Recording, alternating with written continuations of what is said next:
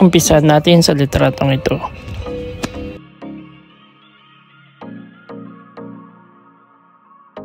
Kasama ang pamilya at mga kaibigan. Nagsasama-sama para bumuo ng masayang alaala. Alaala na magdadala ng saya sa puso ng bawat isa. Yung sayang nararanasan mo nang ika'y bata pa.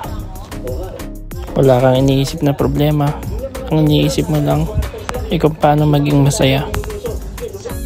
Minsan sa buhay natin nakalimutan na nating tumawa dahil sa sunod-sunod na problema. Kaya minsan lumabas ka naman at mag-enjoy kasama ang pamilya at mga kaibigan. Kalimutan mo na natin ang problema. Lagi natin tatandaan na minsan lang tayo mabubuhay. Kaya minsan, bigyan mo naman ng sarili mo para magsaya. Isang tabi mo muna ang iyong problema. Minsan, kailangan natin tanggapin na may mga bagay talaga na hindi na natin kayang ibalik.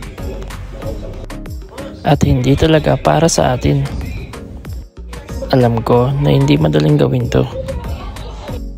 Kaya kailangan mong bigyan ng oras ang sarili mo na tanggapin ang lahat ng pangyayari. Magpahinga ka kung kinakailangan. Lagi lang natin tandaan na kapag may umalis at may nawala, ay may darating na mas maayos at mas maganda sa buhay mo. Kaya patuloy lang tayong lumaban araw-araw. Ginawa ko ang video na to para ipaalala sa'yo na minsan okay lang magsaya. Isang tabi mo muna ang problema at mag-iwan ng magagandang alaala. Kung nagustuhan mo ang mensahe ng video ito, masaya ako na isa ka sa maging audience ng channel ko.